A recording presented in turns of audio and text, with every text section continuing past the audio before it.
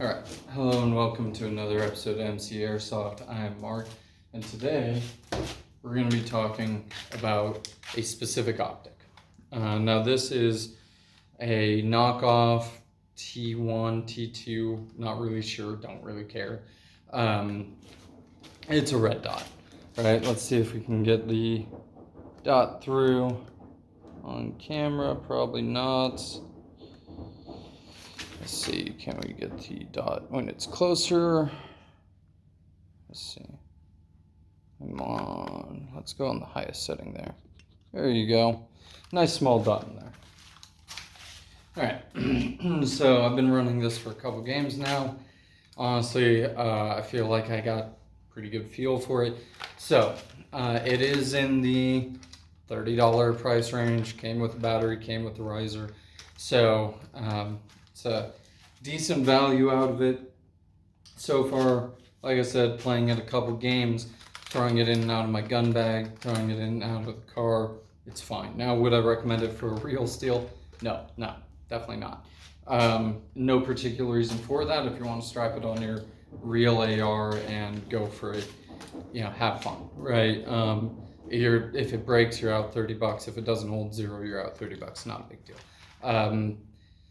Link's going to be in the description, so any prices, that's a guesstimation based on, I bought it last month, so yeah, but used it a couple games, loaned it out to a couple people. It was able to hold at zero just fine.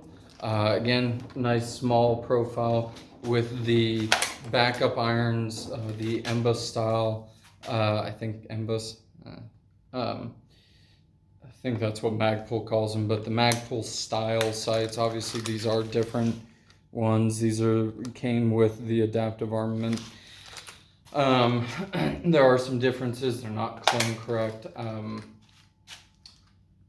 I should have actually grabbed my Magpul ones, but with these ones, they do co-witness straight through. So with the front one, you can pretty well line it up in that small window you got there and shoot based off of that. You can kind of see it through there. So if the battery does die, then you can run your backup irons through it just fine. Now, I will say with this battery life, it's good enough for Airsoft, right?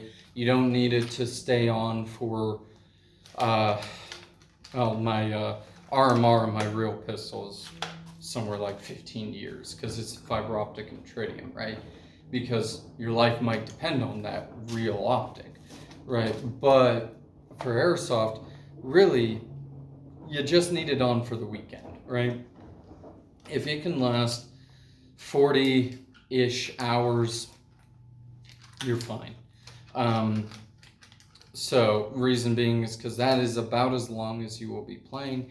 If you really care about your red dot staying on, replace the battery after 40 hours of it being on.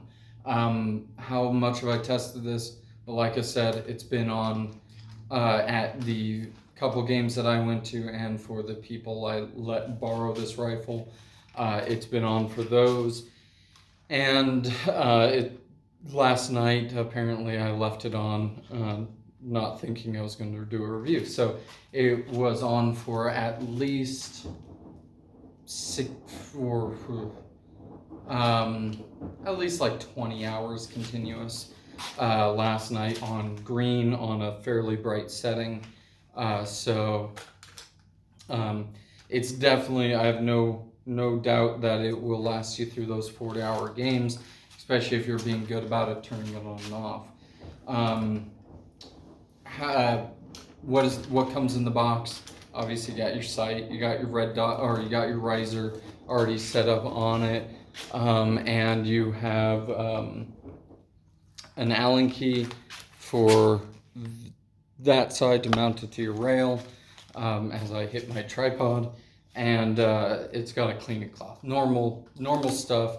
Good deal, because while you probably, if you're playing Airsoft, you should have a set of Allen keys, but if you don't, it has everything you need to throw it on your rifle or pistol or whatever you're using it for. Downsides, really the only downsides, and this is a bit nitpicking, is how these are set up, because personally I would like to be able to turn it forward. That feels more natural, and have it kick on that way, but it's not how it's set up. If you do that, it goes to the lowest power setting, which maybe I should show. So turning it forward, which feels more natural, is going to turn it onto the lowest power setting. Whether you're on R there, if that focuses, or green there. If I turn it forward again on green, it goes to the lowest green setting, which is still pretty good for outdoor use out here in Arizona. But it is largely fine. It is obviously for anything in the more than the like $5 price range. It is adjustable. It has nice little turrets. The cap is fine. It has an O-ring under there, so they should stay nice and tight for you. Yes, you need to zero your optics for Airsoft. There are a lot of people who don't think that really matters, don't think optics really matters, and it does. It helps you get that first round on target, and helps you track BBs, honestly. Because if you have a point of reference inside of the scope, then when you track your BBs and see their point of landing, then you can adjust accordingly and make those follow-up shots a lot easier. So, do I think it's good value? Yes. If you're looking for that T1 style optic, that then it isn't 100% clone correct, but it is a good option. Would I buy this over a Bushnell? Maybe. The Bushnell is a little bit bigger optic, but they're around the same price point. So it's really just going to depend on looks at that point, because Bushnell can handle real recoil, but this one maybe not. I haven't tried it, don't care to try it, because I have a Bushnell on my real rifle. So yeah, so it's a good little optic, good little price. You get a battery, the other things, everything you need to set it up and go with it. How long do I expect it to last? Depends on whether or not you take shots in the scope.